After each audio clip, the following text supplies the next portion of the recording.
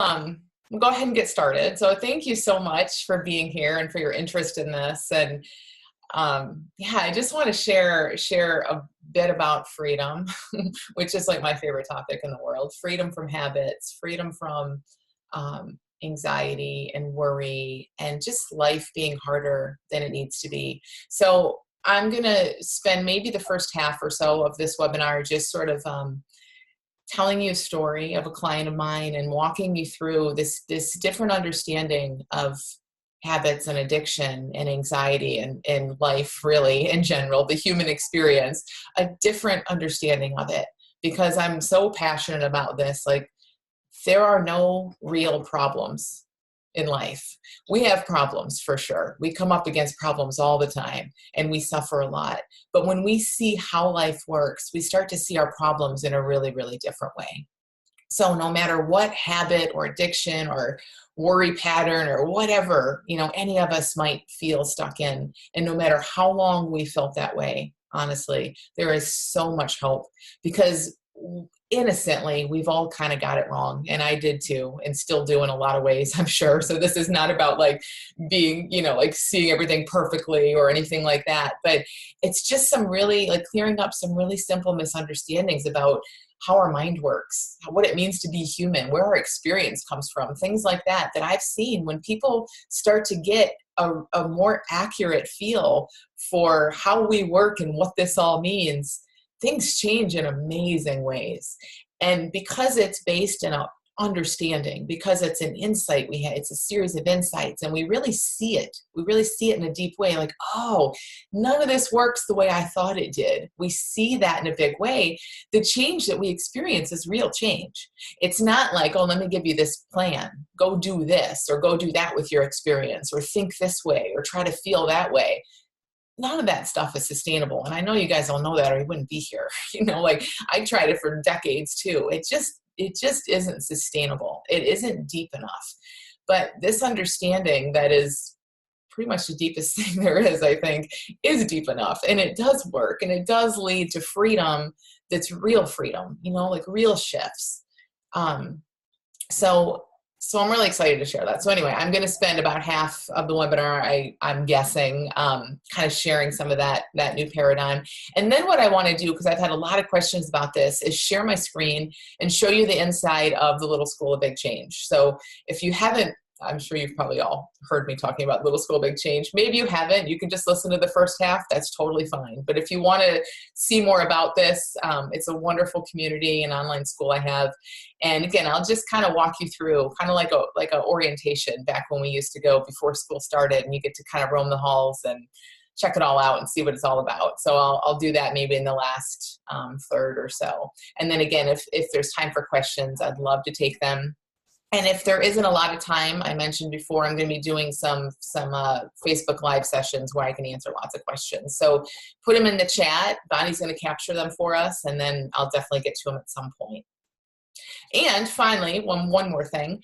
I am giving, as I always do on these webinars, giving away a free spot in Little School Big Change, which opens next week, to someone who's here live. So again, we're doing our best to kind of capture who's here. And I'll announce that probably in a few days. I have to let my kids pick the name like they always do, because it's like the highlight of their life. They would be very upset if I picked the name. So they want to be on the video and pick the winner and all of that. So we'll do that in the next few days and get that out.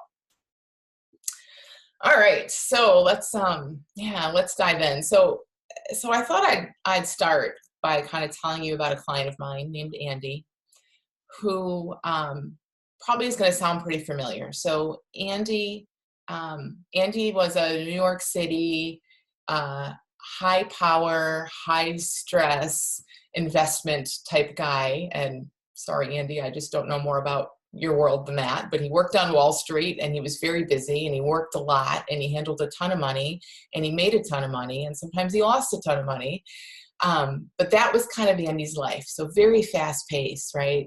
And Andy is such a good guy. So when I met him, when he came to me, very smart, very successful, and really felt like, okay, like he would tell me over and over things like, my job's really stressful. Like you know, you don't understand my life. Besides the ups and downs of the job, besides the constantly changing, you know, influx aspects of his life in that regard, he lived in New York City and had, you know, a lot of expenses. And he would tell me, you know, I have to support a family and it takes this much. And he really kind of, in his mind, as we all do, right, kind of had this case made for, oh, I have it tough, you know. And he would also tell me from day one that he was just a very intense person. He'd say, like, this is just how I am. Like, I'm intense. I've always been like this. I'm type A, I'm a go-getter, I'm this and that, you know. So it was almost this perfect storm in the way that Andy understood himself, or misunderstood himself perhaps, but the way he thought of himself is like, all right, I'm just doing the best I can in this life, but my life's hard. And I didn't come well equipped. In some ways, he did come very well equipped for it, but in other ways, he knew it was part of him that he had this intensity and this overthinking thing going, and, you know, living in his head and all of that. So it all looked and felt very real to Andy. And he actually was really, really good at managing his stress. And he, you know, it was obvious to me and it was obvious to him that he could take on a lot. I mean, the guy didn't sleep much and he worked a ton, and there was a lot of up and down. And he, you know, he powered through. And what that looked like for him is that he could still achieve at a high level. So he was doing all this stuff and he was still achieving, still showing up, doing what he needed to do. But like anyone, there's going to be an end to that at some point. Like we're just going to start to overheat at some point. And so when Andy and I first met, it was probably a few months, I think, into his overheating period, where he was doing the best he could, but it was just getting to be more than he could handle and manage. And he found himself doing all kinds of things to kind of help release that pressure. You know, it's like opening the tea kettle and just like letting some of that pressure out. So it started innocently, and there were lots of kind of innocent minor things throughout. Things like he would work harder. So he was an overworker. If he would get really stressed out, let's say on a Saturday morning, he'd just be around with his family. His mind would go to all these things. Rather than knowing what else to do with that, he would say, sorry, honey, I got to go, and rush into the office and work. And he would kind of manage his anxiety and stress through more work. He would have these elaborate fantasies about leaving his life. You know, he would fantasize about, oh, let me just get to this point. You know, is it 1 million or 5 million or 10 million or whatever it is, then I'm going to leave it all behind and go move to the Caribbean or something. He had all these fantasies about that. And he would really kind of hang out in those fantasies sometimes. And he's really insightful guy. I mean, he saw, okay, something's not right here, because I feel peaceful in this made up world. And in my real world, I don't. So it started innocently enough and kind of, you know, with things like that. And it grew, and Andy started drinking. And he, you know, again, it just started with, he always was a social drinker and it was part of his job. And he would argue for that as well. I have to do this. This is what we do at these meetings and, you know, with clients and all of this. But, you know, it went further than he knew was healthy. And he started gambling. And again, it was a thing that it's like, he could see the connection between drinking and gambling and fantasies and overworking and stress. But to Andy, what that looked like was, okay, here's where my problem is. I've picked up these bad habits, and I need you to help me get over them. I need you to help me come up with a plan. Like, what are we going to do here? And in terms of the stress, yes, I work in a stressful field and a stressful job, and I have a stressful life. So, by the way, I want you to also help me manage my stress. Like, make me stronger, make me better at coping with all of this stuff. You know, and I tell the story of Andy because I think it's so relatable. I mean, in our own way, we've all been there and seen it that way in some way, you know, like all I need is just the right book or the right plan or the right this or that. And if I was just a little stronger, a little more disciplined, whatever, it all looks like it would be different, you know. And the thing is, like Andy had, you know, tried to stop drinking and gambling and things like that on his own. And typically what would happen is he would end up more hopeless and maybe in a little worse off place. Because again, this is a guy that, like all of us, successful and has what it takes to make things happen. Yet he would wake up and say, okay, today, absolutely no drinking, no matter what, not going to happen, no way.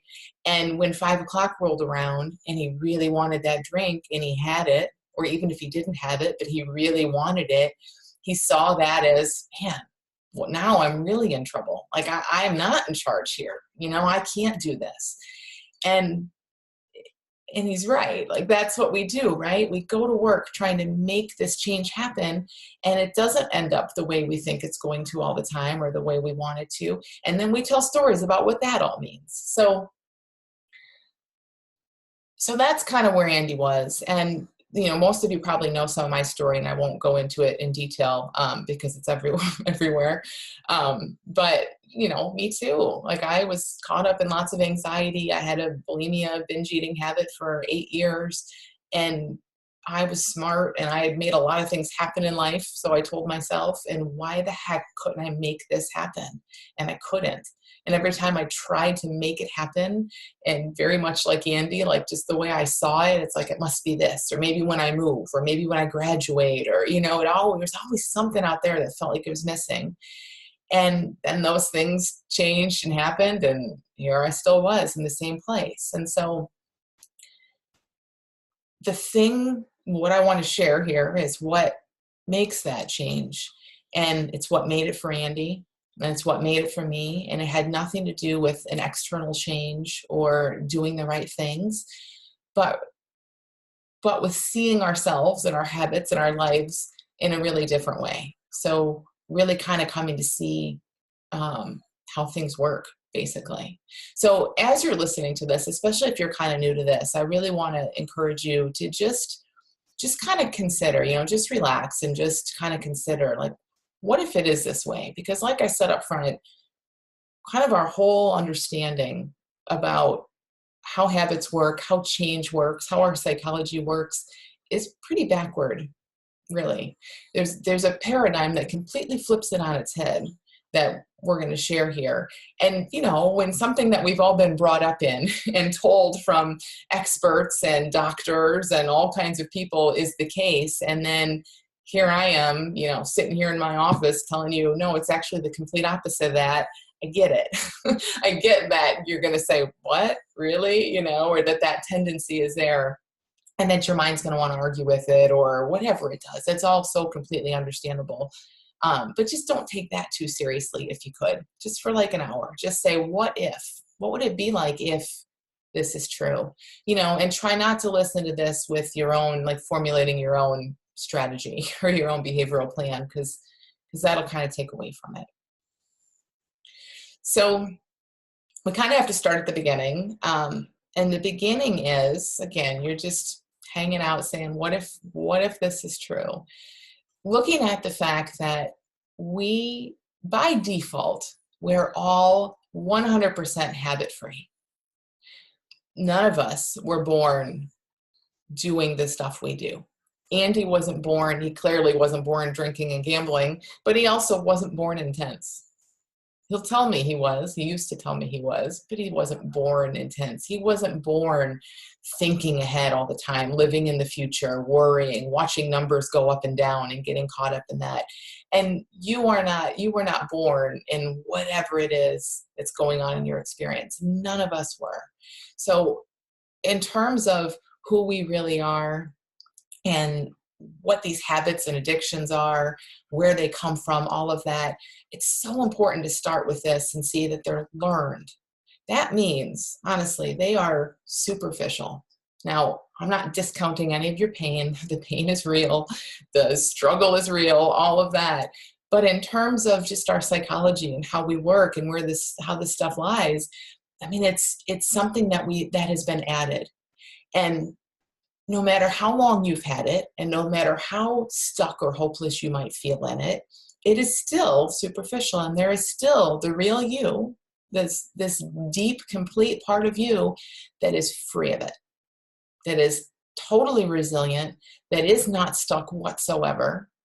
And, I want you to if you could, each of you just kind of try to see this in your own life, like notice this in your own life. So Andy, for example, like would pretty much, for the most part, wake up, start thinking about work. He'd be working on the way to work, on his phone or whatever. The car drives him to work and he's like all in that. And then he's thinking about, oh man, am I going to drink today? And what did I do this weekend? And just flooded with all of this stuff. Very, very easy for him to say, no, my habit is deep. And my habits are deep and they're real and they're part of me and they are everywhere. Yet there were moments, several moments really, when we really looked at it together, where Andy's stuff was nowhere to be found, where he would just be completely at ease, completely peaceful. Maybe it was just waking up in the morning before he started thinking about what time it was and what he had to do, times with his family, times when his thinking had just kind of, all that thinking about the habit and who I am and all this stuff had just kind of fallen away. And he didn't want to drink and he didn't want to gamble and his mind wasn't racing to all these things. He was free in those moments. And we all have those moments. I've worked with people who have been seriously addicted to drugs and all kinds of behaviors and substances for decades. And they all have these moments. So that's just something to get really curious about. Like, I think that is the most easy thing to overlook in the world. Yeah, but everyone says, right? Yeah, but 95% of my day is about this habit. Fine. But what about that 5%? What does that tell us? Not to ignore the 95% that is this habit. We're going to get there. But it tells us something interesting. Like, we have to be curious about the fact that this stuff can just go away, and it does at moments. And even in a bigger way, people find freedom from things all the time. I mean, there really is like spontaneous recovery, or something happens in your life and you're free and you don't have to work at it, and it isn't about doing the right steps. So that has to tell us, like, let that make you curious about human nature. Like, what does that tell us about our nature? And to me, what it tells us is it points to what I'm saying about our innate health, that we are all healthy all the time, no exceptions, and that we get caught up in things, and those things we get caught up in are relatively superficial, shallow, learned, very habitual, no doubt, but they're not us. You don't have a habit or addiction, and you can't be anxious or intense or addicted. Those are experiences. I'm going to grab my dog because she's whining a lot right now. Sorry.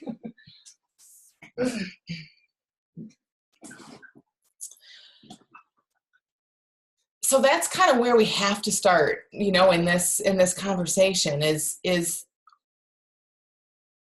who are we? What are we? And what's true by nature, by default? So now we get into the stuff that we all want to hear about and look at, which is the problems. Well, what is all that other stuff? What about that worry and where our mind goes all the time and the habits and the behaviors? And sure, they might be superficial, they might be learned, but like I would say when I was caught up in my own, fine, that's nice to know maybe, but I still have this issue. Like, when I have a thought or an urge to go binge eat, like, I am out the door doing it. What about that? So when we start to look toward our experience, that's when we see all of this. So we are resilient, healthy, habit-free by nature all the time, no exceptions, and we experience stuff. Every single one of us, this is the human design. And by the way, everything I'm sharing is true of every human on earth. So there are no exceptions to how we are made. We are all designed in the same way. And that's the level that we're speaking to here, is our design, what's true of all people. So we all experience stuff. So Andy experienced all this flood of thinking and overthinking and worry about all the moving pieces in his life, all his beliefs and thoughts about how stressful things were. And then he was doing the best he could, and he started experiencing all these thoughts about, oh, maybe this will make me feel better. Maybe the drink, maybe I can go to the casino tonight or play some poker later, and all of these things. Now, this is all his experience.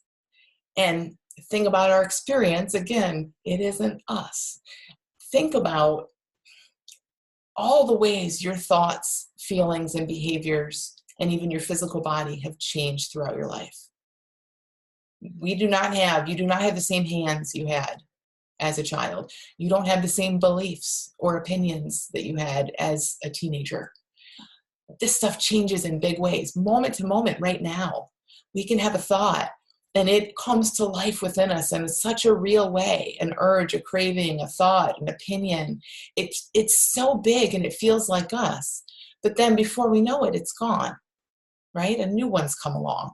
And we don't say, hey, where did I go? Wait a minute. I was just over here thinking about Trump or lunch or, going to the bar or whatever I was thinking about. And now that's gone. I'm gone. What happened to me? No, we know that's our experience. That moves through us. It isn't us.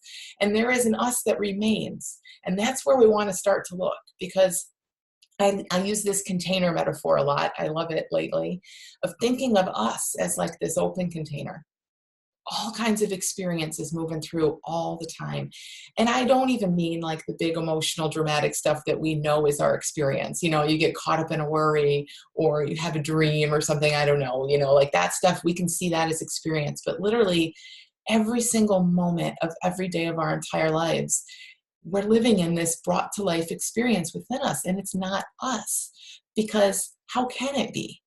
It changes like crazy. It changes every second, if every day, and it changes in big ways from throughout our lives, in terms of how we see ourselves and what we believe and like and all of that stuff. So it's so funny because it's like our experience is gigantic. I mean, it's just what we see, right? It looks like life around us, and it looks like truth, and it looks like us, but it's always moving and changing.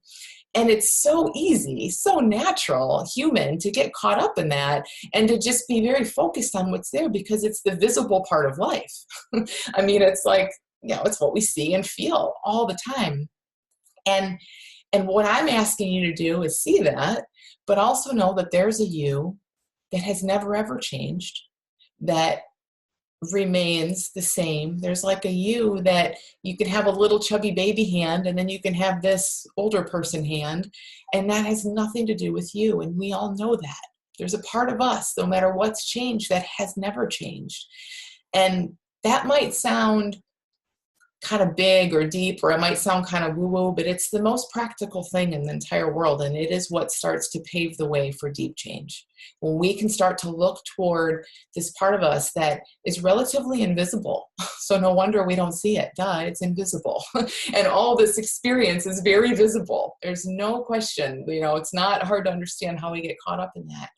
But we want to start to see that as experience and then look toward what has never changed. And wow, isn't it interesting that when my mind gets quiet, I'm not thinking about food, or I'm not thinking about collecting more stuff, or I'm not thinking about what's wrong with me, or that my life should have gone somewhere else. Like, I'm just content when my mind gets quiet. And your mind might not be quiet all that often, but that can change. That changes all the time when we start to see how this works.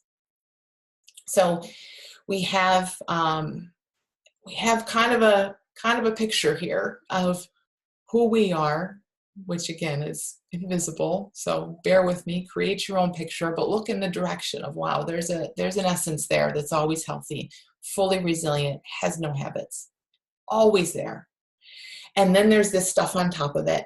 Very dramatic, very emotional, very personal, very, very personal, very biased. And when we get caught up in that stuff, life looks and feels very personal and very serious. And, I remember this with Andy. It was like, but I'm an intense person. I mean, he just would argue, but this is my personality. But it was so big in his experience. It was so personal.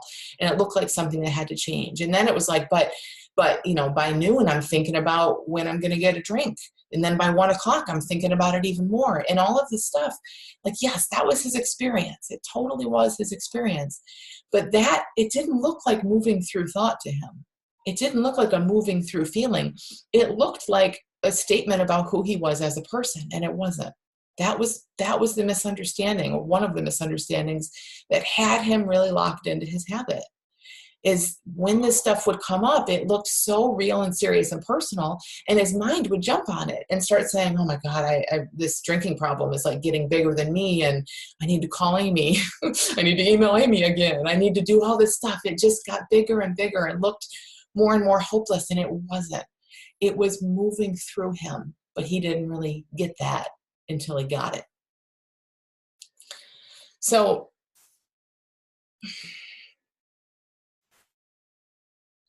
what we do before we sort of get it, when we're caught up in this misunderstanding that, again, by the way, every human is caught up in.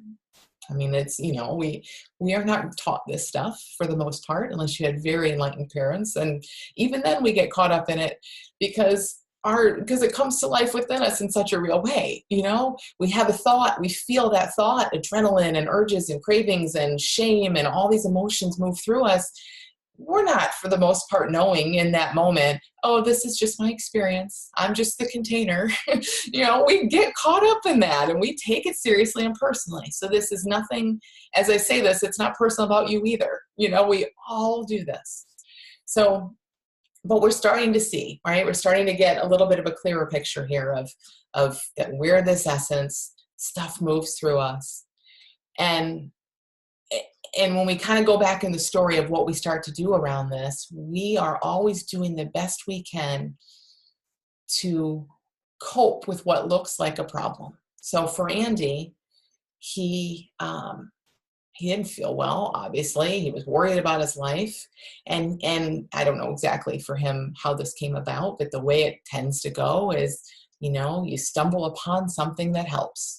He went and played a bunch of poker one night, had a bunch of drinks, could completely tune out, like just wasn't looking at all that noise. And he felt good. He would say he felt like himself again. And I love that we use that language. I mean, that again, like we have to get curious about this stuff. When we don't feel well and we start to feel better, we say, oh, I'm like myself again. Again, it's pointing to the fact that we are well. No one is really okay for the most part feeling horrible. Now we get habituated to it. We have different levels of tolerance around that. But when we feel like something's off and we don't feel well in life, we do anything we can for the most part to get back to feeling at home, what I call home base, or like ourselves, which again are just pointing us to this bigger design. So Andy would do something and realize, wow, that feels good. And then before you know it, his mind's going back there. And this is just kind of how this works. And it's not a conscious decision. It's never like, oh, I'm going to start drinking because I feel better when I drink. we catch on to that at some point. But it's more that we stumble upon things because we're very resourceful and we want to feel better. We stumble upon things that help. And again, this started in certain ways for Andy, like he would just stumble upon this fantasy of leaving everything behind and living on a fishing boat or whatever, and he would feel really good. So that just got kind of clicked into his brain. Our brain is wanting us to feel good too. So it would like bring that up again. He'd feel stressed. He'd start to boil. He'd reach his tolerance point, and he'd fall into his fantasy, or he'd go back to work, or he'd numb in some way. And this is what we all do. It works the same way for all of us. Now you kind of start to get a picture of this, that how all habits are essentially the same. When Andy first showed up, he had a drinking problem and a gambling problem, and he wanted different strategies to deal with them because it just looked like they were very, very different things. They aren't. And whether it's a substance, a behavior, a fantasy, again, like a mental habit, a thing we do, counting, like OCD kind of behaviors, they're all the same because they're all things that we stumble upon or that we're looking to because in some way they really did distract us from the experience. Now, this piece is really important to see. They didn't add anything. They don't add anything. So when I was binge eating, there is absolutely nothing about locking myself away from the real world and ingesting a ton of food in a short period of time that's pleasurable or that adds anything positive to your life. Absolutely not. And that is true no matter what your habit is. It's not that we feel better because they add anything. What they do, we don't need anything added. We're already peaceful and content and happy. What they do is they distract us from all the garbage. They distract us from the experience that we're taking seriously.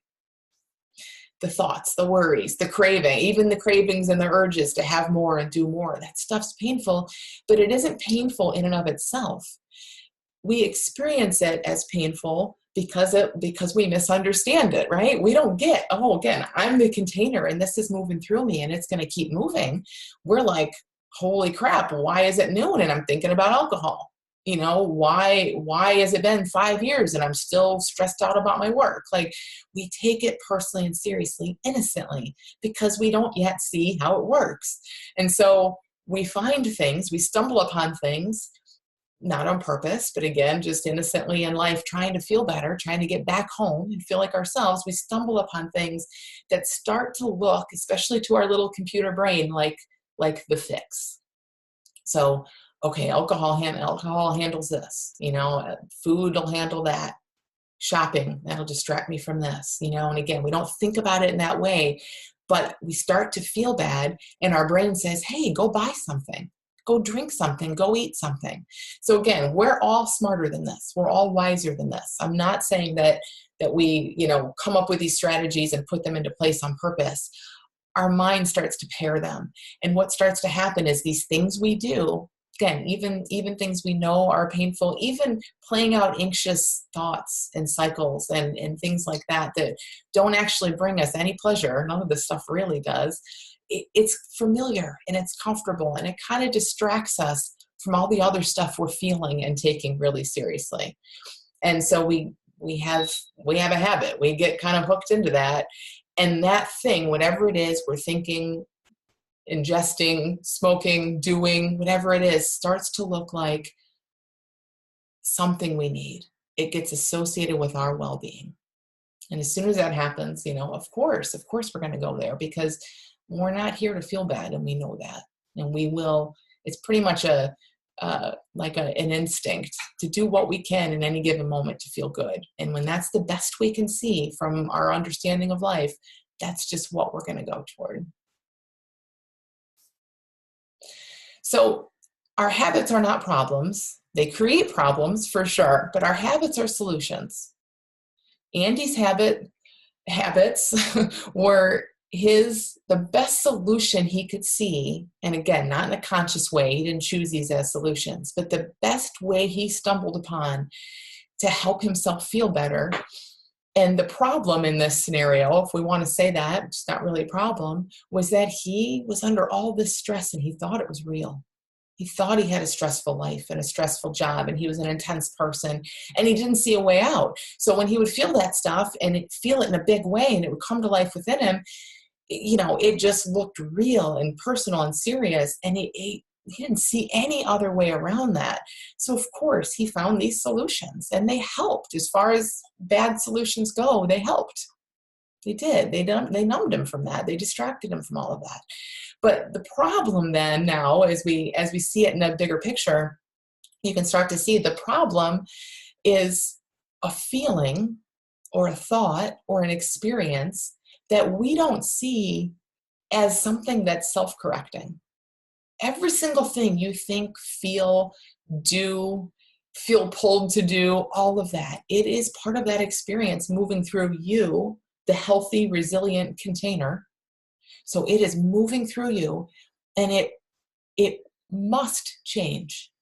It must. It is impermanent 100% of the time. Now, I know I had habits too, and I could say no. All day long, I was in misery, and my brain just did nothing but badger me to go on to the next binge, and it felt like it went on for days. And I would even say, no, I've been in this for months, or I've been in this for years. Again, when we really, really look at this, yes, it can keep coming back. But when we start to see, there's also peace behind it. Beneath that experience, there's always peace.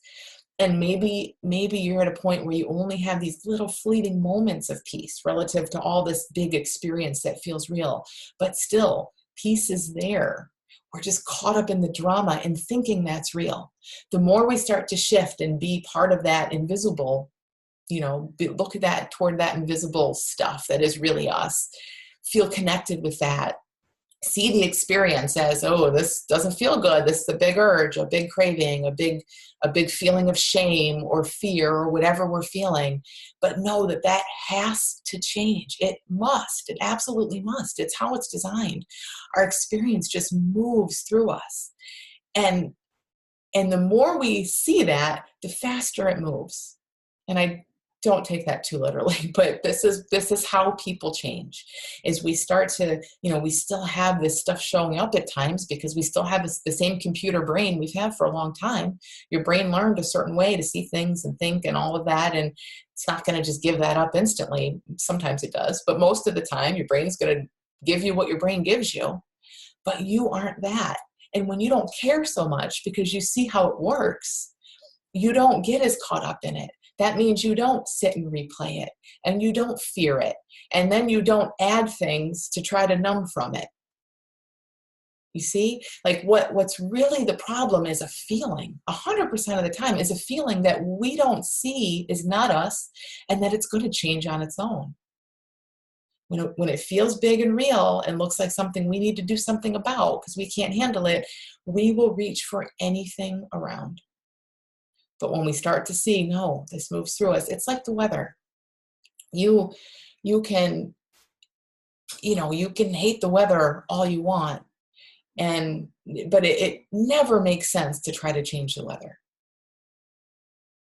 You might even sit and complain about it for hours on end and watch the Weather Channel and look to the forecast ahead and it could be a huge part of your experience. But I know, and maybe you plan vacations and you do things to try the best you can to get around it, but you never ever try to change the weather because it's not changeable. It's just what happens, and it changes itself always. And so does our experience. And that is a metaphor that's so overused, largely by me, but it is so accurate. It is not just a nice idea like, oh, our experience is kind of like the weather. It is that. It is our experience is our weather, and it can't hurt us when we know that. When we know there's always a dry place in there where we can get shelter and we're safe, that experience, it just looks so different, and everything starts to change from there. So that's kind of how it was for Andy. So Andy thought he had all these problems, right? And he wanted all the things to do to fix it. Now, when he first came, like I said, he said, okay, how am I going to stop drinking and how am I going to stop gambling? Like, I need the strategies here. I need the how. And he thought he needed more willpower, and he had all kinds of plans. Okay, I'll only drink on, Saturday after 7:00, and all these rules for himself. And this is what we do. Because again, think about it. We're looking at the part of our experience basically, that is visible and big and emotional and right in front of our faces. It's what we see. So of course we go to work trying to fix and change what we see. So if you smoke, you think, all right, I need the patch. I need this, I need that. We're bringing in all this stuff.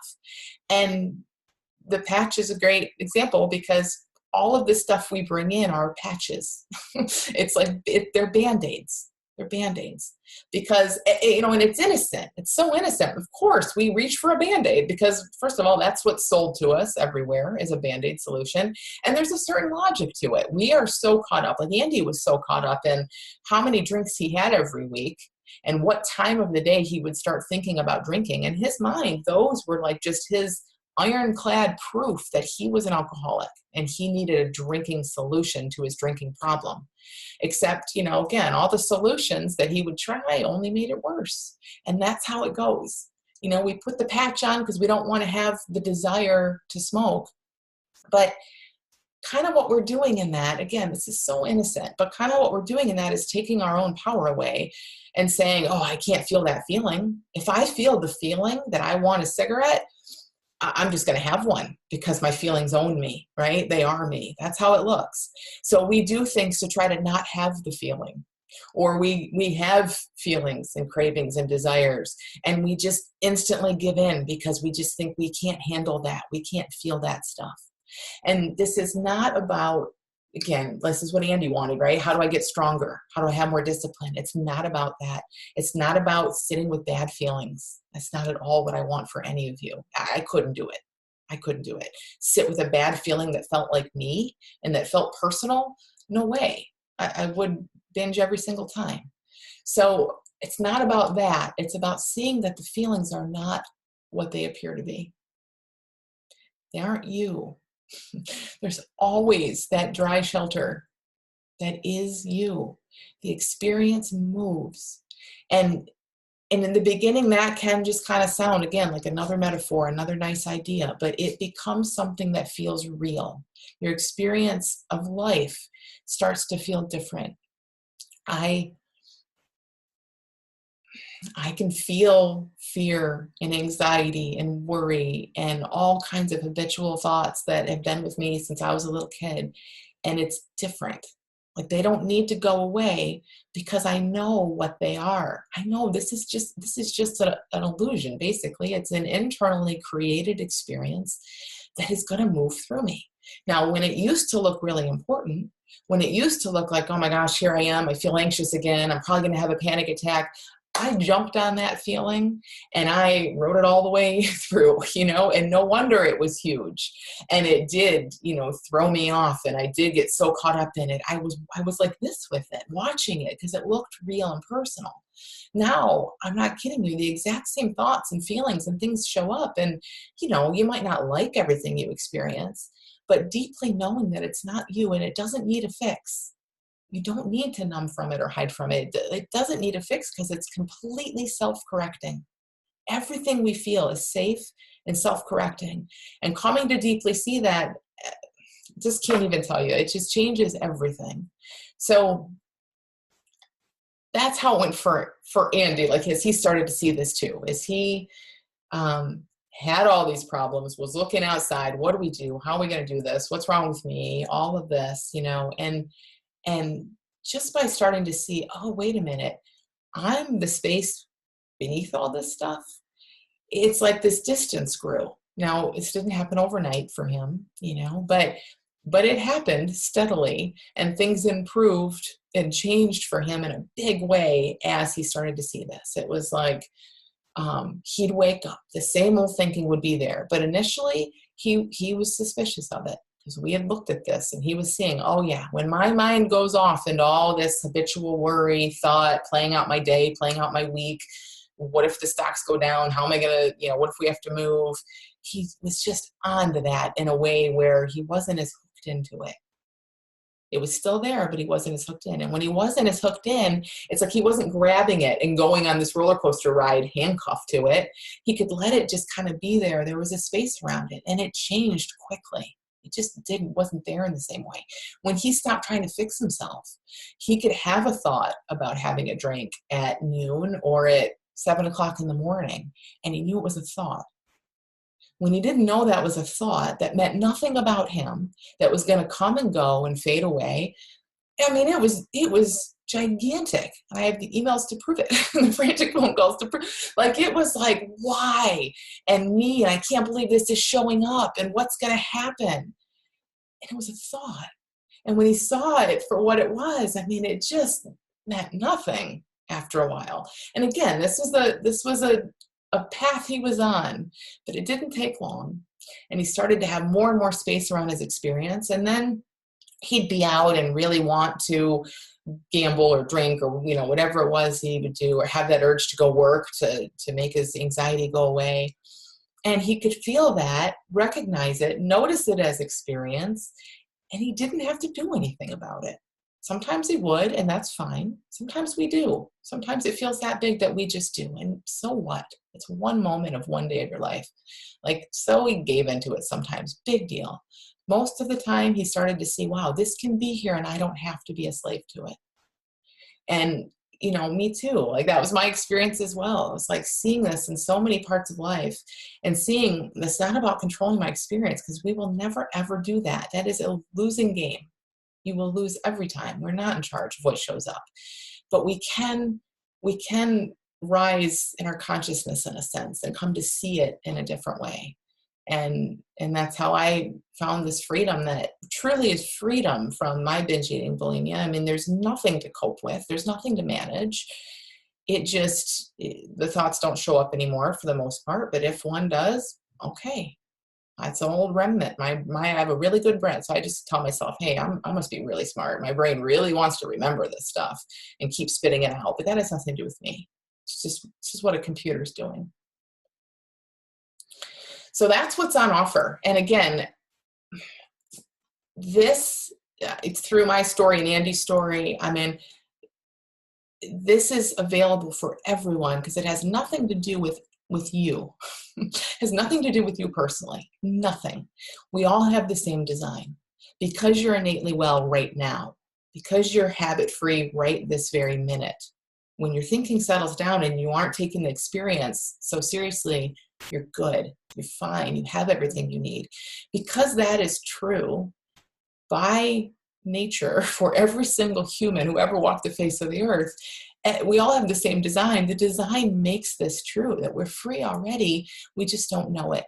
And starting to see this in a deeper way and explore it, I have seen it, if you guys have read my book, you've read maybe, 10 or 15 stories in there. I mean, thousands at this point, thousands of cases of people being so caught up in whatever their experience is and seeing through it. So there's so much hope.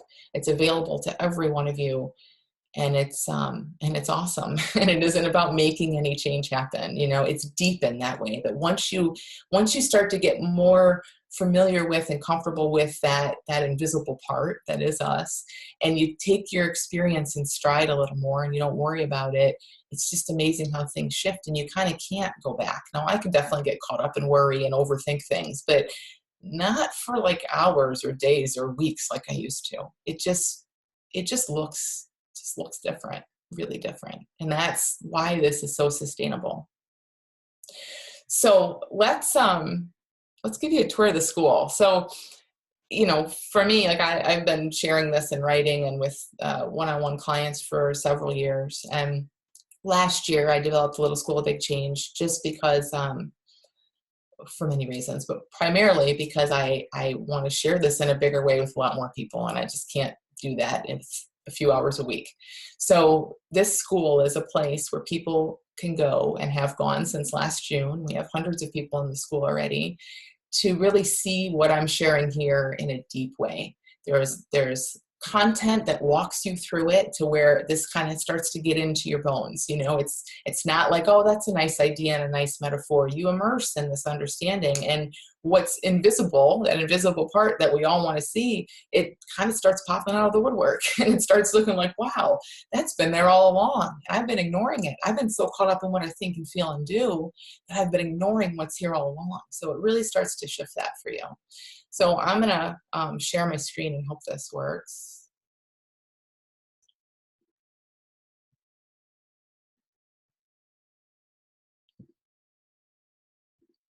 Okay. Can you guys, well, can you see that? Bonnie, you got it? Okay, cool. Okay. So I'm going to go through it a little quickly because, especially some of the part with our community. I mean, I want to be sensitive to, I'm not going to like give away anyone's identity or anything, but I'll just kind of walk through this in a high level way. So this is Homeroom. We have a real school theme going here. So this is Homeroom. So when you first join the school, there are a few levels at which you can join. The bachelor level gives you access to the core curriculum. So for everyone coming into the school, you're going to land in the homeroom. You're going to watch this orientation video, which just kind of tells you a little bit about where to go and how it works. And it's very, very simple. You'll see this. That's why I want to show it. It's extremely simple. People do this on their phones, by the way. You don't need to have, access to any kind of fancy technology. It's all kind of mobily responsive, so you can do it on a phone or computer, whatever works. So you watch the orientation video, which gives you the lay of the land, and everyone starts with the core curriculum. Now, people, you can, again, just kind of come in at that level, and you're going to watch the first day of school. I know I take the theme a bit far, but what this would look like, and I'll just show you. You just pop out the video. That's kind of loud, but anyway, we have all of the videos just kind of pop out in that way. And so it's all really clean and easy to see. So you start there, again, just kind of setting you up, and then you go through the lessons completely at your own pace. Now, the thing about the school is that I do only have a couple open enrollment periods each year, and that's That's primarily because it's easier for me to kind of do these things that I'm doing now and help people learn about the school in chunks. And then I want to not have to market and not have to talk about this so much and just dive into the people, to supporting the people who are here. So again, it's just an ease of my schedule kind of thing for the most part. But so there are only a couple enrollments, and one is next week, as you probably know. But so if you join during the open enrollment period, you have access to this for as long as you want it. So it's completely self-paced. There's no, like, if you join on Monday, you have to start on Monday. You come in and you do this at a rate that works for you. So you'd go into lesson 1, called a simple misunderstanding, which again, all of this just kind of takes us deeper, starts from the beginning and takes us deeper into everything I've shared here, but in a much, much deeper way. So this little video pops out, like all of them. You just watch lesson 1. You can leave an insight that you've had if you choose to. Go on to lesson 2. So basically, you just kind of paced through, but at your own pace. You go in order, but it's completely at your own pace. And this is all just kind of helping you see this stuff in a deeper way. Most of these are short. You can see maybe 10 minutes or so for the most part, short video lessons that I've created where I'm teaching you. Some of them are animations. So we have some animations that, again, just kind of help share what we're sharing here and help it. People love that because it kind of helps them see it in a deeper way. You know, it's not one way of learning. There's multiple ways of seeing this and learning.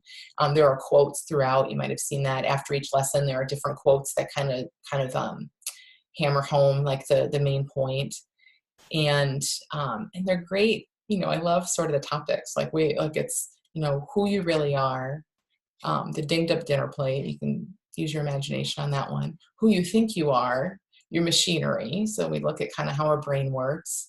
And just really fun stuff. So in addition to the short videos that are primarily me, that are about 10 minutes long, there are some longer conversations with colleagues of mine. So this is Dr. Bill Pettit, who's a psychiatrist who teaches the same understanding I share, and who has seen people, I mean, just freedom from so many things you can't even imagine. Like, he's worked with it firsthand so much and seen so much freedom from people seeing exactly what we're sharing here. So he's in here as well. After the core curriculum, you go on to the advanced, which again is much of the same. There are a few, these are all short videos with me. There are 2 of my colleagues in this one. Joe Bailey, who is an addiction and habit expert, Dr. Joe Bailey. He, again, has just worked in this in so many ways. And Michael Neal, who shares this understanding in his own way. So that's the core and the advanced curriculum. And again, those are completely self-paced, and you go through and do that on your own. And then we have electives. And these are a little bit longer. I want to say these are maybe about a half hour each. And they're on like special topics. So anxiety, it's this whole understanding related to anxiety and the experience of anxiety and finding freedom from it with stories and examples that are specific to that. We have moods of depression, relationships, binge eating, and physical illness and pain. And I'm always adding to these. So there's been one added fairly recently. And as just different topics, you know, we see people in the community that have different issues, and like the physical health and pain. I didn't have that originally in here. But what I saw when the school opened in June and when it reopened in October is, wow, there are a lot of people in here who are really caught up in their thoughts about either a chronic illness or pain, or that just is an area that looks different. So just in response to the community and what we saw, it made sense to add something on that. So we did, you know, and I'll bring in experts from time to time. This is actually a conversation with a colleague of mine. Bring in experts and bring in different resources and people just based on whatever you guys are going through. So that's kind of the basis of the content in the school. We have the core curriculum, the advanced curriculum, and the electives. And again, you have access to that for as long as you want it. It never expires. And you can rewatch things several times. And that alone is like an amazing course. It's what I've just shared on steroids, like way deeper, way better, way more broad. We talk about so many areas of life and how this shows up. And that's the content itself. Now, The best part of the Little School of Big Change is our community. I absolutely love our community so much. And again, with the content, you're getting content, you're seeing this stuff, going to make a huge change for you, but there's no personal contact with anyone. That's just kind of you taking that. In our community is where I'm in there, my colleague Amanda is in there, and we're supporting you all the time. So let me show you a little bit about how the community works. Basically, if you're in the community, you get a few extra things. So we have a doctorate lounge where, again, I won't stay here too long, but I'm constantly kind of putting up different resources, whether it's books, other people's videos, things like that, mostly in response, again, to what's coming out of the community, where you guys are feeling stuck or what you want to see more about or just what you're curious about. I put resources in there often. We have a forum, which again, I'm not going to stay long on, but there's a lot here and you can come to the forum anytime you want. And then we have the core of kind of how you get your personal support. The forum's always there, and Amanda and I we're crazy. We must be, because we're extremely quick and responsive on that forum, and we'll hang out there with you and talk in that way as much as you want, as much as you need or want to. But the even cooler thing and the more interactive thing is our group calls. So we have calls, starting next month, we're moving to 3 calls a month. So 3 of the 4 weeks of every month, we have calls. As you can see, we have bonus calls.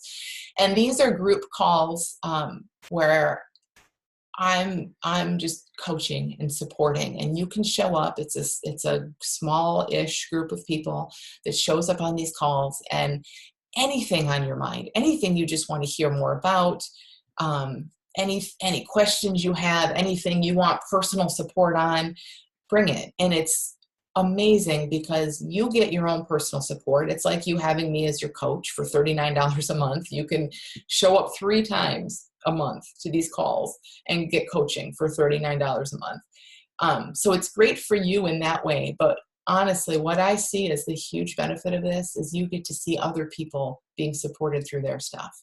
And that might sound weird. Everyone thinks, no, I need personal coaching. Like, I want my own, and maybe I need it to be private, and I need I need a private 1-hour call. Everyone thinks that. And I know it sounds unbelievable, but I'm so honestly, like, I've seen this so much. Seeing other people being kind of helped through their issues. Someone who's so stuck in, I can't believe I did this. I can't believe I ate that. What's wrong with me? What's happening to my life? Like us seeing that in someone else who's not us, and then hearing them supported through that is huge. That alone, I think if you even never asked your own question, but you saw other people being coached through where their thinking is looking really real, where their experience looks really real. When you see someone see through that and you see how they come to see through that, huge. It's easier there sometimes because when it's us, we have all this stuff on it. It looks personal. It looks real. It looks like, it just looks different. But when it's someone else, it just looks different. It just looks like easier. And we can see more in that when it's another person. We're not in their life, in their feelings. So we can see it more objectively. And this works. And it's incredibly helpful because, again, we're all the same. Like, you're not going to, even if someone's in there and has a specific thought or thing, that you've never, like a thought you've never had, or a feeling or a behavior you've never had. Someone has, let's say, like a pen phobia. Now, you maybe, hopefully, have never had a pen phobia, but beyond the pen phobia, beyond specific thoughts about a specific object called a pen, you're exactly like them, and so am I. Honestly, like they know better. Why am I so afraid of this pen? What's wrong with the pen? I'm just flooded with thoughts about the pen. I can't stop thinking about the pen. I know it's ridiculous.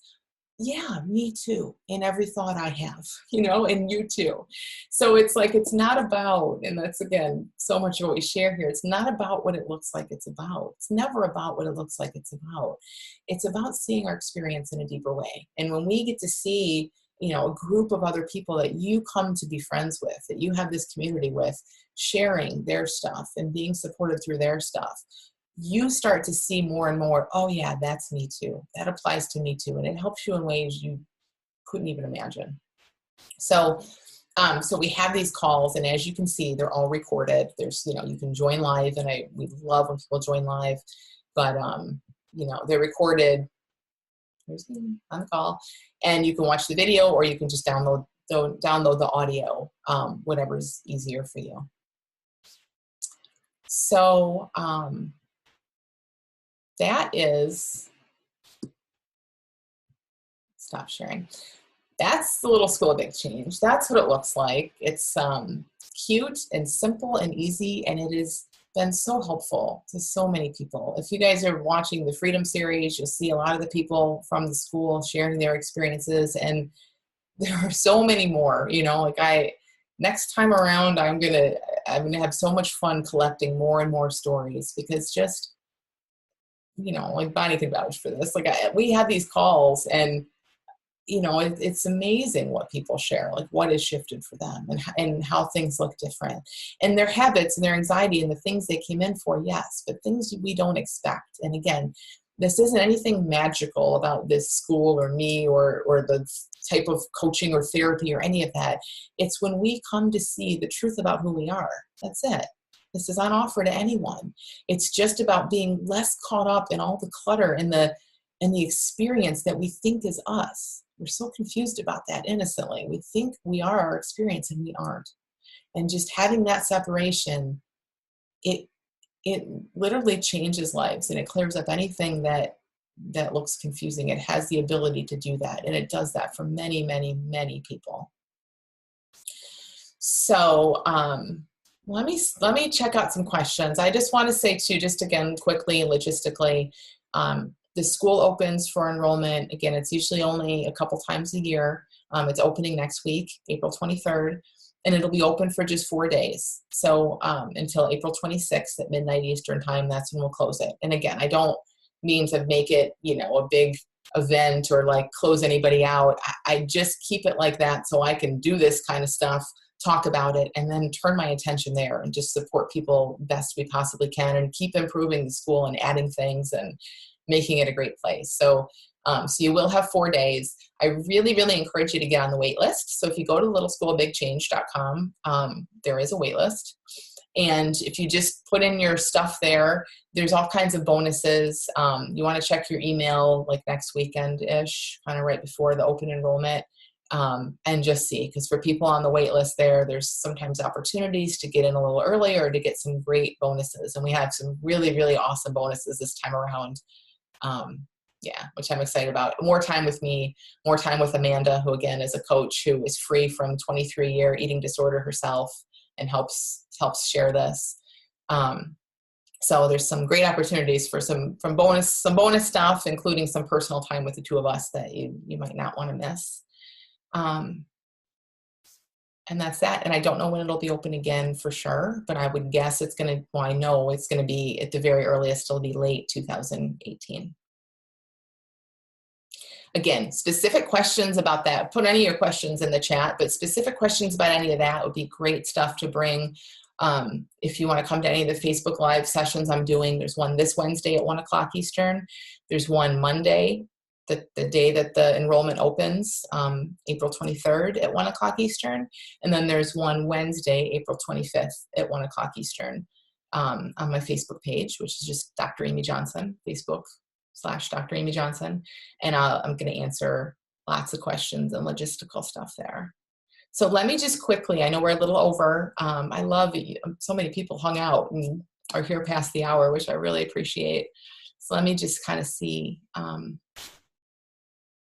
I'm so glad that this, feels hopeful. I love just seeing comments like that, like, thanks for giving us hope and guidance. I mean, there is so much hope. There is so much hope. And it's just, the quote about like, we can't solve a problem from the consciousness that created it. I mean, that's just where we innocently are when we're feeling stuck.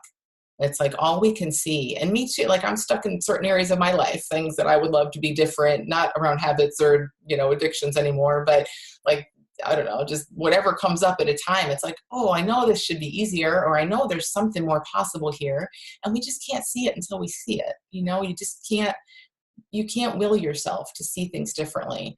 But knowing how we work, you start to just relax and look in the right direction rather than looking to what can I do and what can I add and who can I call. We start to get familiar with the fact that we have the answers. We are resilient, and we look toward that invisible place, and things shift in really cool ways. Let's see. So a couple people making comments, at least that I can see, and they're not all public, but about kind of this understanding, getting it. like I said, the curriculum kind of walks you through this understanding so that you feel it in your bone. Like, I say, like, it, like, your name. And I love the analogy of, it's kind of like learning a foreign language. We can all go take German lessons and stumble our way through Germany, pointing things out and using a few phrases. And that's going to be pretty taxing. At the end of that day, the end of those days on your trip, you're exhausted because you've been trying to find your way in a foreign land, in a language you don't really get, but you sort of know something about. This is about becoming fluent. And that's to the question here, a couple questions about that. When we get it, like when we just let it be the truth and we really see it in a deep way, it's just, I don't even want to say it's simple, because it's just obvious. It's just how life looks. And the how to that is, we keep looking, and we look with an open mind, and we notice when we're full of buts. And Andy totally was full, and I was totally full of buts. Yeah, but look at what I did last week. Yeah, but look how much I ate. Yeah, but look how long. Everybody, it's just your mind that's full of buts. It's not you. So when we stop paying attention to all that but, and we just let this be true. That's why I started this off saying, just relax and consider, like, what if it really does work this way? What if it really is true? You really are well, and this experience really is moving through. That's when it starts to click for people, and it goes beneath some nice ideas that make sense intellectually, which does almost nothing for you, really, to something that just is, you're fluent in it. It's just the way life works. And that's really what the school is about. I mean, I can help people see that by talking with them one-on-one for an hour or more at a time. But, this school was designed to do that when I don't have time anymore, when I need to sleep and go feed my kids. Like, you can be at home watching this. And that's exactly what it was designed for. And we had beta testers. I mean, now we've had, like I said, several hundred people, about 500 or more people go through the school. And so we have that. We know from their experience that it helps in huge ways. But even before we opened for the first time last June, had a group of beta testers, and we looked at it, and it's like, okay, what lands and what doesn't land? And so this is really, it's a deep understanding, but at the same time, it's been tested as much as you can test a thing. And we've played with it, and we've made changes and improvements, and it is kind of designed, it is totally designed really to help you see this in a deep way. Yeah, so people are still saying, like, I get it conceptually. Okay, so let me look at Jen's question here. Get it conceptually, but when I feel triggered to binge eat, I find it very hard to assume an observer position and allow the experience to move through me. Absolutely, absolutely. So what I would say, Jen, and I know this is a question probably a lot of people have, where there's room for you here is, this isn't about assuming an observer position. It is and it isn't. Assuming an observer position starts to be how you get out of bed in the morning. There's no behavior to that. There's no strategy to it. And, that's kind of traditional mindfulness stuff. And this is very, very different, much deeper than that. It's any kind of practice that's like, okay, let me see my thoughts this way, and let me see that I am not them. And that's kind of what you're saying, and that does make sense for people conceptually, intellectually. We get that. You can't go through life doing that. No one can, and we shouldn't have to. It's ridiculous. This is about seeing it as a truth. So there's no new position to assume. It just starts to be how you how you see life. It's a much deeper change than that. So that's an excellent question. I'm sure a lot of people can identify. And in fact, as I go down the questions, people are saying, I can totally identify with that. Yeah, there's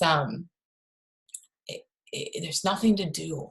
We can't. When you are feeling so overwhelmed by a feeling or an urge or some emotion that you're afraid of or whatever, you don't have the wherewithal to do anything. That's why willpower doesn't work, or it works in short bursts for short periods of time. You don't have the resources to assume a position and remember this and remember that, but you don't have to.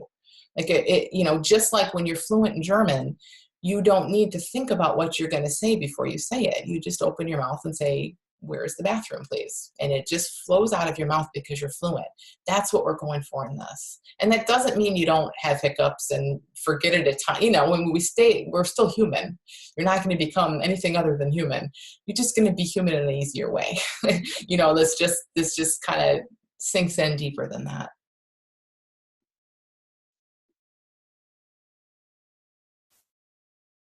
So Karen's on here saying, I'm constantly trying to improve myself and seeking and all of that. And, again, that's down to like I was too. It's just that misunderstanding. It looks like we need something we don't have, because what we do have, what is everything any of us ever wants or needs, is a little invisible because we've been so used to looking at the problems. So you have a thought that says, I'm not, and I don't even mean a thought you're aware of, but a feeling, something that's like, I'm not enough. I need more. I don't feel well. I'm not myself.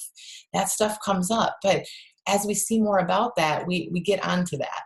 So you start to see that when you feel badly, when you feel heavy, when you don't feel well, that's 100% of the time, that is showing us that we're caught up in our experience, that we're not with the perfectly whole, resilient, peaceful us. We're not there. We can't leave there, but we're not looking there. We're in the experience, and we're feeling ick, or we're feeling shame, or we're feeling not good enough. And we're thinking that's true. We're thinking that's personal, and it isn't. I promise you, every single person in the entire world who has a brain and has the ability to think feels insecure, feels not good enough, feels stuck, feels worried at times. Differing degrees, sure. It's a universal experience that we think and our thought is brought to life. And when we start to see, it doesn't even matter what we're thinking, the content is not important. We start to see, oh my gosh, this is just more thought brought to life. And I know from my horrible feelings that that's the case. It can't be anything else, because your nature is peace. So I remember when I was caught up in a lot of anxiety, I would have nonstop panic attacks all day long. At least it felt that way. And then when I didn't, so when I had some moments of peace, I would say, oh, I'm getting a break.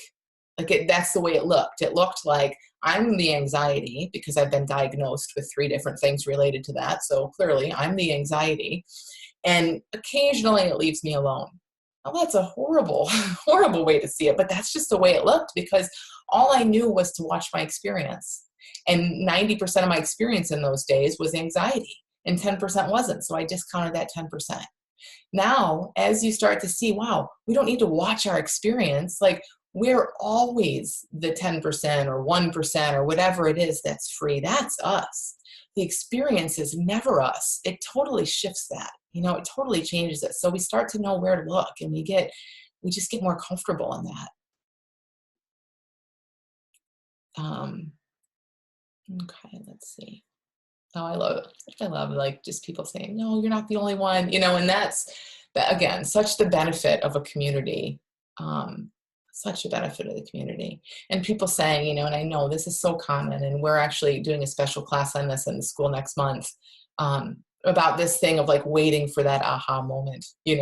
I think, I might be biased, but I think in general, the world is starting to kind of get on to the fact that we're not going to fix problems by bringing in patches and Band-Aids and trying really hard. That's like seeing a leak in your kitchen and just cleaning up the leak and not even looking for the source of the leak. Again, I'm biased, but I like to think that we're moving beyond that as a world in general. But, now it's easy to kind of fall into, okay, well, I don't need the right strategy or the right behavioral plan, but I do need the right insight. And we hear that and see that all the time. I'm waiting for this aha moment. I'm waiting for the clouds to part, and the voice of God to tell me that I'm okay. And, and that's, in a sense, another way that we innocently are waiting for something that we don't really need. And if you're filling your head with, I'm just waiting for my insight, I haven't had my insight yet, I'm waiting for my aha moment, you're going to be feeling what you're filling your head with. And it's there now. So I know it's a tricky one, but definitely something that you'd see a lot more about as we explore this more. Let's see.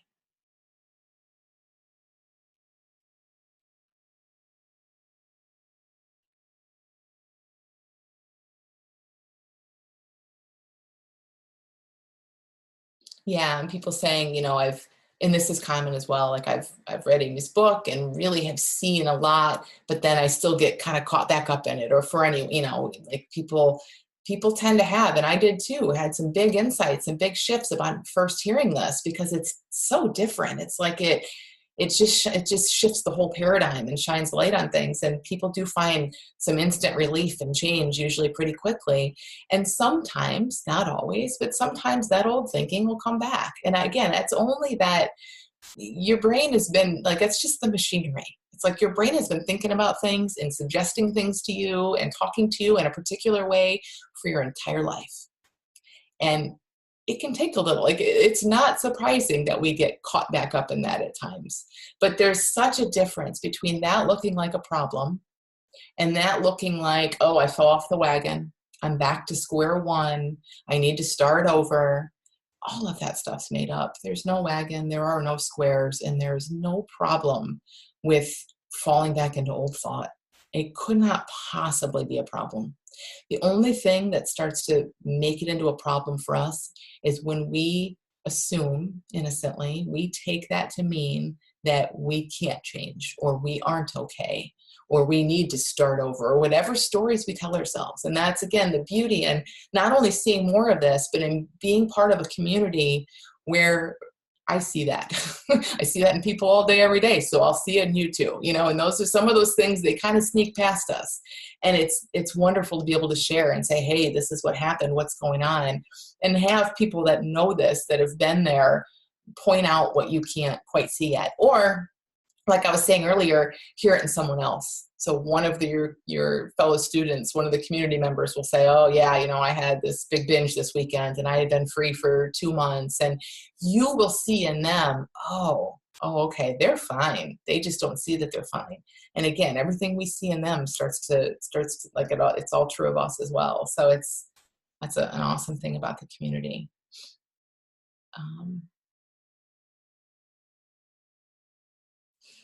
Everyone's waiting for their insight. I can't wait for the I can't wait for the insight class we're going to do next month. It's easier to get it in hindsight, like when after you've kind of been like in the moment, it's hard to see. And that is, that's the nature of a habit, or it's like it comes on strong and we fall into it. But again, there's a couple pieces, and we go into this a lot more in the school, but a couple pieces to that. And one being, okay, so you get hijacked. Fine. Then you move on. But what 99.9% of us do is we get hijacked and we tell a big, horrible story about that, and we don't let ourselves move on. We want to move on. Your experience is still flowing. It's not stuck. You are fine and habit-free anyway. You're fine with it. You're like, come on, let's move on. But our mind, like, we're caught up in that experience and that story we're telling ourselves. And again, it becomes this thing of like, you start to see that when you're feeling heavy and closed and not well in any way, that is showing you that you're making something up and taking it as truth. So if, for example, you have a cigarette or a drink or a gamble, or you buy something or whatever your thing is, or you sit in tons of anxiety on a particular day after you've been free for a little while, and in the time after that, you feel horrible, that's showing you. It's showing you. It's a wonderful perfect system. I mean, we have the best design you can possibly imagine, the most helpful design. The design is helping us be free. It's showing us that we're free already. It's our innocent misunderstanding of the design that keeps us feeling a little stuck. So when you're feeling really bad after that setback, we'll say, even though I don't consider it that, and you feel bad, you start to get on to what feeling bad means. I mean, like, feeling bad is always showing us that we're making stuff up and we don't realize we've made it up. We're caught up in the experience. So it's so awesome. I mean, it's like the more you see about this, everything kind of just moves through us more quickly, and it fixes itself at a different pace. And that's not a great way to say it because there's nothing to really be fixed, but it corrects and updates and moves, and we get to just keep evolving and growing, and we just don't get in our own way in the same way.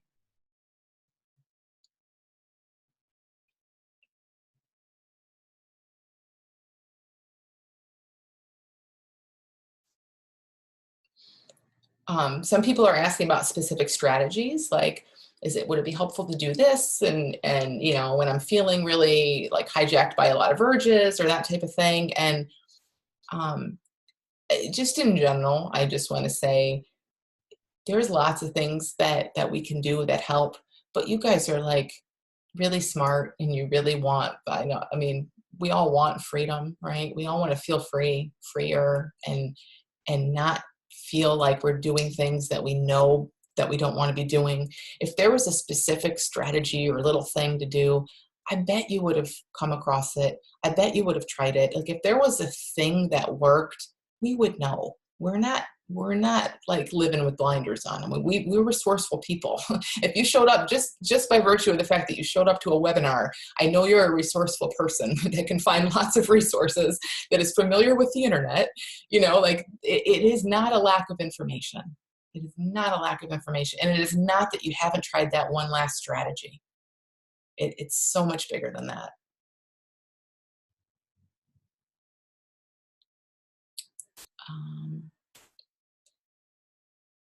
All right. Well, I think, let me see.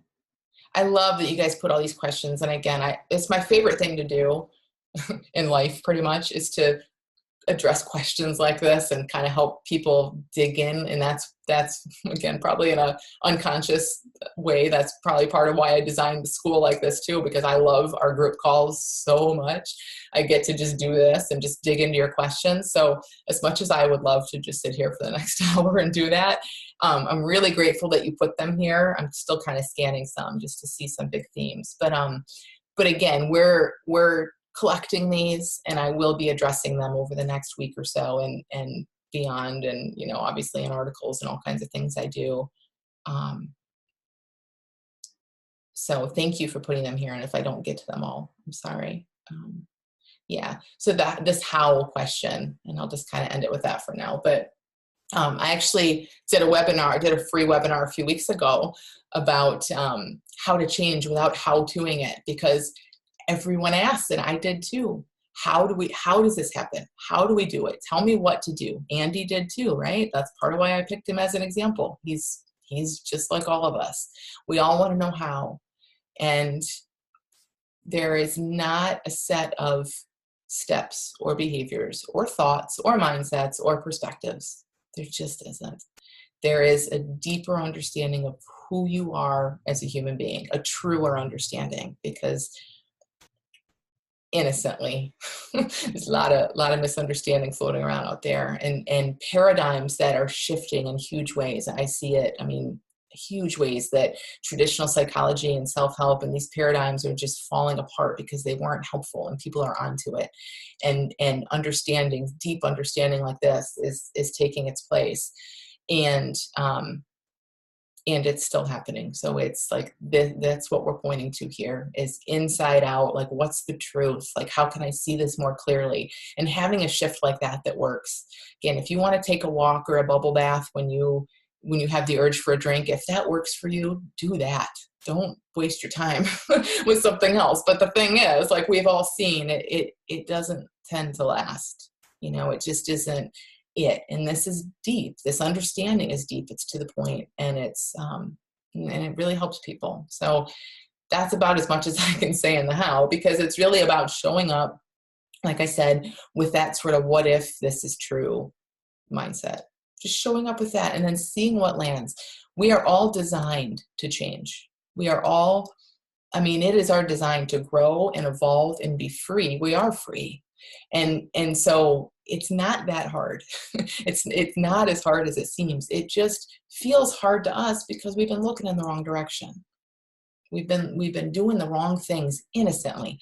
We've been staring at our thoughts and feelings and urges and cravings and making them the enemy when they are not the problem, they're the solution. So we've had it completely backwards, and that's why our change attempts haven't worked. And just looking in the correct direction changes everything. So there was one question on here just logistically about the school, and yes, it's opening again next week, a week from today, for 4 days. Yes, the cost of the community is $39 a month. There's no contract, like you're not locked into anything, and that's why we have it, and that's why it's big, so that I can support a lot of people, and you can be in a community and start to see this in a deeper way. So thank you so much, guys, for being here, for hanging out half hour later than I thought I'd go, but I could keep going, but I don't want to talk your ear off. So again, show up to the Facebook Lives, email me questions if you still have them and they haven't been addressed. Watch the replay. Please share it if you know anyone that you think could benefit from this, because a lot of people have, and I just really, really want to reach as many people as possible with this awesome platform that we have now. And yeah, thank you so much for being here, and I really hope to see you in the school next week. So thanks, guys.